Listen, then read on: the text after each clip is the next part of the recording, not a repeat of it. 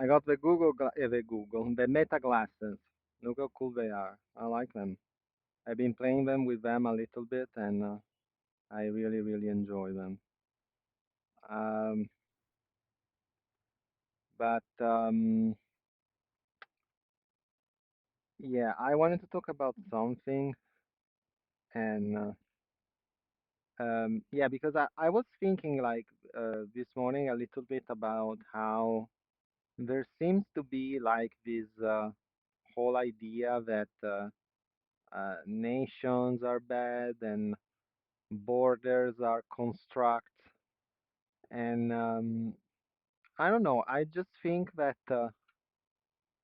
my perception of the whole thing as I grew up changed a lot in the sense that when I was um, young, I kind of felt like, and I was living in Italy, I kind of felt like, oh, the we are all the same, and I'm the same as an American, and I had this idea that, um, deep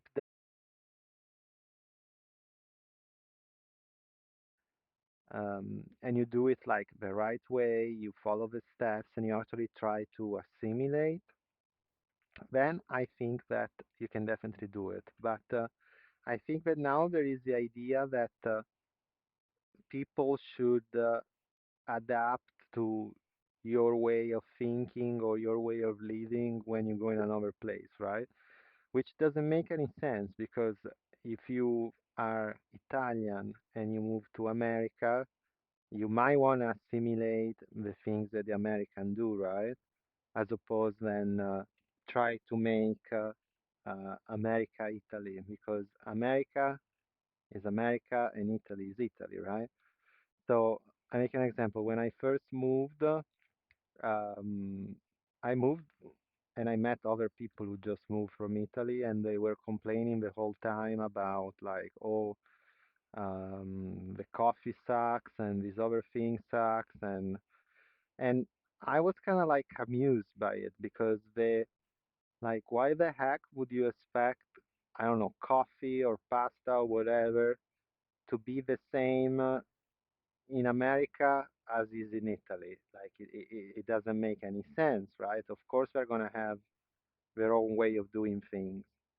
And I think that there is some sort of value in that because if everyone and every place does things a little differently, eventually something that is the best way of doing something or something that is interesting um, is going to become the main thing. Or on the other hand, you're going to have differences that cater to different tastes, right? So that is going to end up enriching the culture as opposed then having something that is all the same everywhere, right? And why I'm saying this? I'm saying this mostly because this idea that all borders don't exist and we are all a big nations, it seemed like a very nice notion, but in the end, it's kind of terrifying. And why is it terrifying? It's terrifying because the final result of something like that, where instead of having, a planet with X amount of nations, um, you're going to end up having a mega nation. And that kind of implies that all these differences that we have are going to disappear. So at a certain point, there is going to be a way to be, and what doesn't conform to that is going to be perceived as wrong or is going to be perceived as illegal, even worse, right? And that's kind of like the opposite of freedom and of openness. So um, I don't know. I think there is a tendency if you centralize power and if you centralize everything under one single umbrella, that is going to become a dictatorship. And a dictatorship kind of is the opposite of the ideal that you started with if you wanted to make everything where everybody is brother and sister, right? And And I just think that it's something good about having different nations with uh, different traditions and different um, behaviors and different ideas. Just because, like, we evolve much quicker if we have the possibility to express themselves in our own ways, as opposed than trying to adapt to be all the same, right? And ultimately, I think that if you live in a situation that is a dictatorship, you might move faster in the beginning, in the sense that you really don't encounter resistance to whatever you want to implement, mostly because you uh, prosecute or kill people who don't think the same way or don't behave the same way. But in the long run, you kind of reestablish some sort of um, hierarchy that is inherently messed up, right? Because if you become, let's say, the emperor of some place, then you're going to want to put the people that kind of think the same way as you in power, and then you're going to want to kind of um, protect some sort of order that you established. And that in the long run is going to go against the concept of meritocracy or open election or openness, right? So this whole idea that by becoming all the same, we become freer and more just is kind of backhanded because on the other hand, um, you're going to end up in a situation where certain people is going to be privileged and other people is not going to be able to express themselves. So it's really, really dumb if you look at it under that perspective. And and I think that of course you should allow people to move around. You should allow people to go and live in another country or search for a better life or move for whatever reason they want to move. But you should have a protocol in place for people to do things in a way that is not disruptive to the society they are entering, right? So thinking now that you know there is a lot of debate in America about immigration and immigration laws, um, but most of them tend to be very naive because they kind of assume that everyone is coming here to do good or to run away from a bad situation, right? Well, that's not always the case. And if you leave everything going unchecked, you are going to end up making a mess of the place here, the same as other places that are a mess, right? So you want to be sure that you introduce elements into the society that contribute to the society as opposed then try to hack it or hijack it to their own self-interest and they don't really want to contribute meaningfully to the discourse or to the society itself.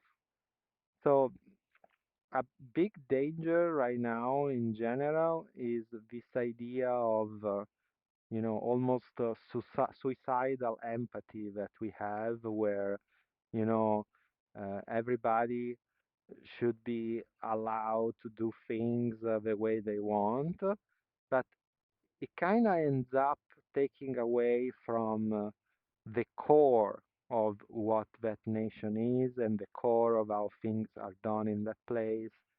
And if we let everything kind of like dilute itself to the nth degree, then we are going to really end up in a situation that is uncontrollable, right? And I don't know. I think that again, when I was very young, I thought, oh, it would be super cool if the world was all one nation because everybody would be brother and sister and whatnot. But now I really see it as some sort of dystopian nightmare, right? Because there is something very enriching on about you go to Paris and you visit Paris and they do things a certain way. You go to, I don't know, to Jakarta, they do things a certain way. You go to Malaysia, they do things a certain way. You go to Netherlands, they do things a certain way. Why? Because it's very enriching. It's very enriching and it's very interesting to see how different people interpret the concept of being a human being. While if we all think and behave and do the same things, we are going to end up in a situation where we are going to be more similar to robots than to human beings because there is going to be a good way to do something and a bad way to do something, right? And even if you go back to the Bible and the Tower of Babel, you see how having everybody thinking the same and doing the same is something that God itself stopped and interrupted because it was giving humans the idea that they were superior to God, right? Or in competition with God. And and it's very important that we don't lose track of that in the sense that the whole idea that there is a higher power and a creator kind of put us in the mindset where us as people are not so important. And if you base your whole life thinking that you know everything and every answer is within reach, you can figure it out all of it by yourself, you put yourself in a position where you're going to be riddled with anxiety and become very prideful and in a way that is going to be detrimental to your experience on earth because there is really no way to know everything, right? And there is no way to have an answer to everything that is happening in on earth or in the universe because our mind has just not the scale to comprehend what it is to be alive, right? Do we even know for sure that we are alive? Yes, like we live our day and whatnot, but what is conscience? What is conscience? And is the world that I live in the same world that you live in or not? Because everybody perceives the same thing in a different way and live in a different way, right? So how you can agree, if you can agree really on small concept like, I don't know, I tell you what is a chair? You're gonna think of a chair. I'm gonna think of a chair, but most likely than not, if we draw them or describe them, they're gonna be two different chairs, right? We know what a chair is. It's something with four legs and a seat, maybe a back rest or whatever it's called. And but how we express it in reality is gonna be different, right? So if we cannot agree on something so basic, how we can agree on what reality is, what conscience is, what is being alive, right?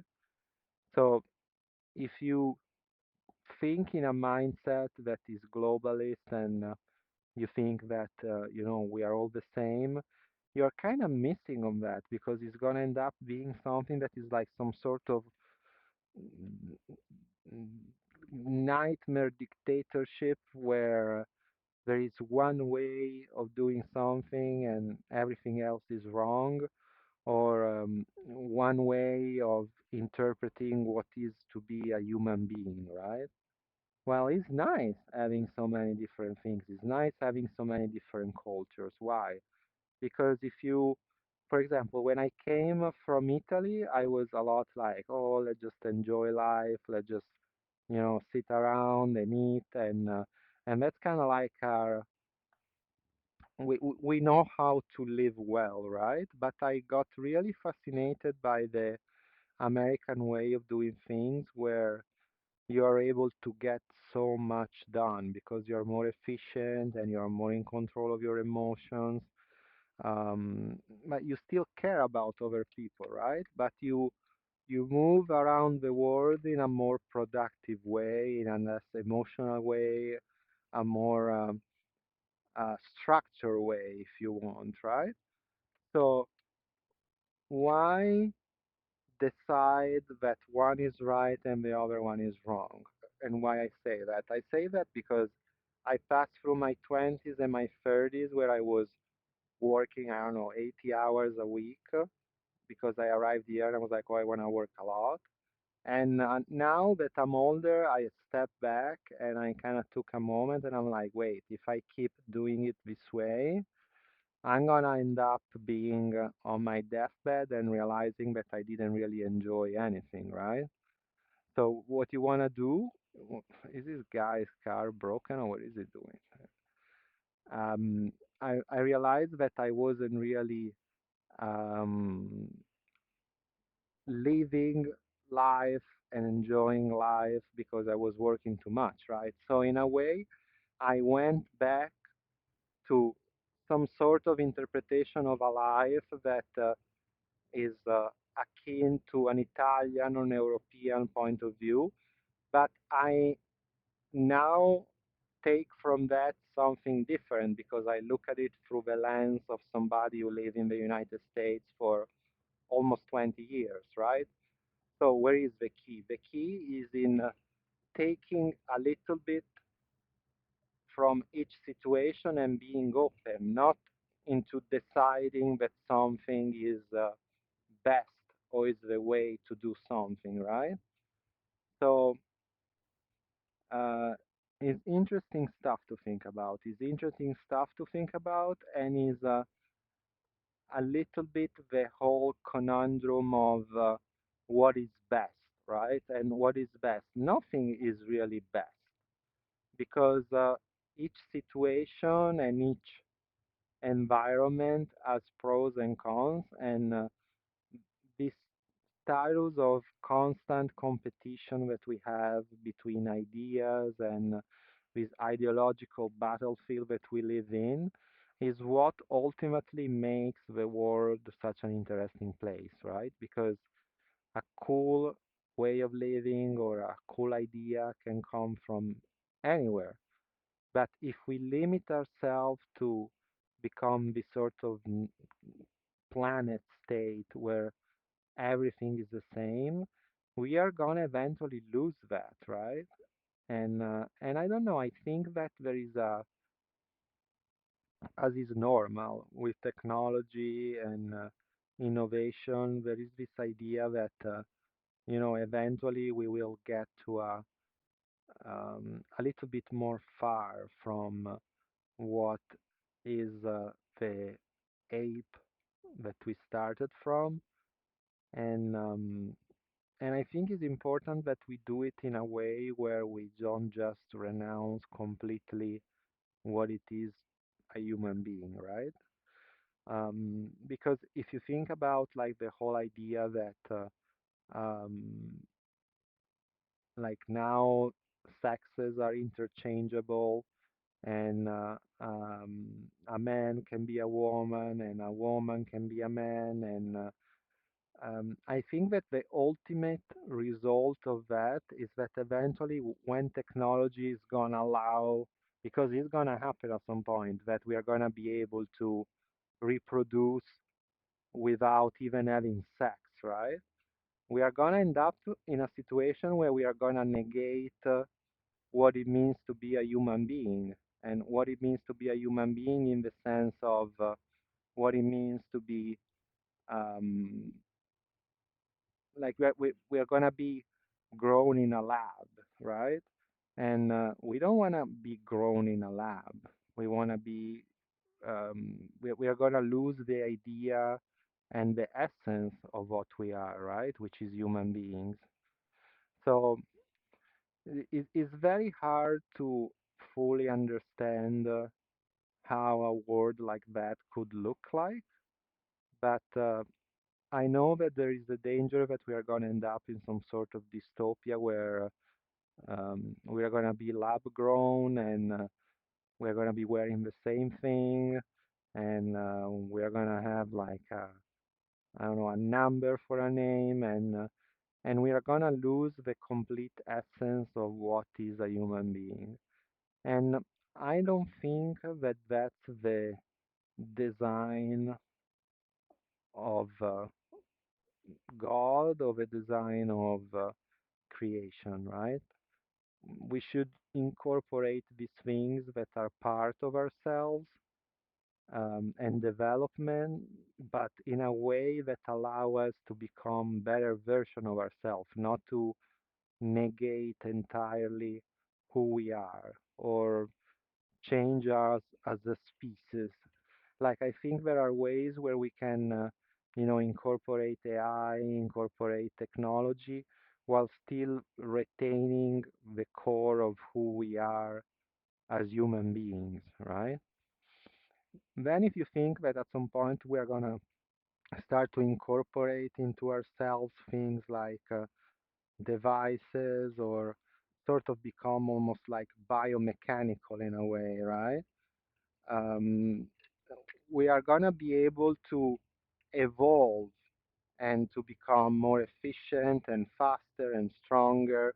But I don't know that we fully wanna change entirely how we operate as a species, because then we are going to become something else, right?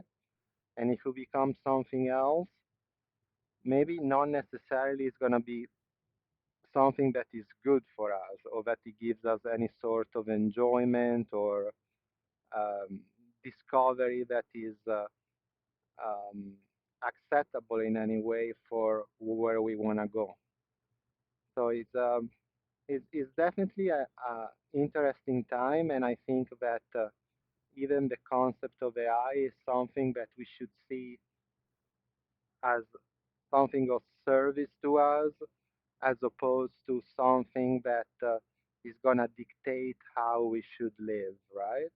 Like, we definitely want to have AI to help us and to get out of certain conundrums and help us with understanding how we can live better, but we don't want to become like slaves of AI in the sense of having an AI that sort of tell us what we should do and what the ultimate goal is the whole time. So it's important that we keep inside of ourselves a notion of how we can be um, interesting human beings and how we can be human, because AI is a great tool, but AI shouldn't um, take away from us the concept of being a human being. Like, AI should be a tool to live better as human beings.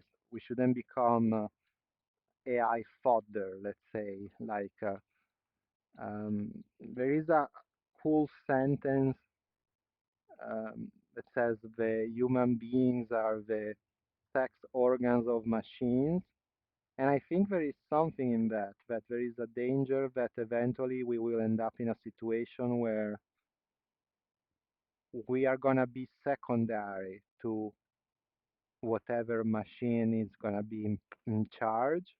And of course, there is always going to be, you know, somebody who takes advantage of that, because it's kind of like the human nature of things. Like, as soon as something like that is implemented, there is going to be somebody who is in charge and somebody who is in a situation of power compared to other people because they have a closer relationship with this machine. So let's not keep track of that, and let's keep to at the center of this AI development, the idea that the human beings are the core of society and are the core of this planet. Let's not let AI become the dominant race, because it's gonna be the smarter race, but it should be a entity that is a servant of humans and a servant of humanity, and we should be able to use it and take advantage of it to enhance our goal as humanity and as human beings. So it's definitely a danger there, because there is this whole idea that um, you know something is better or something is worse, but humans should be the ultimate goal and the ultimate thing that AI want to protect. And how you do that? It's kind of hard to imagine beforehand how everything should be, but I think we should be very, very attentive to try to don't get lost in the sea of innovation and don't lose what it means to be a human being and what it means to be all different and to be, important just as we are all different and all even inefficient at times because that's where innovation come from. Innovation come from people who's different and think differently and has a different approach to things, right? So yeah, let's just keep that in mind and let's try to enjoy our time that we have. All right. Have a good one, people.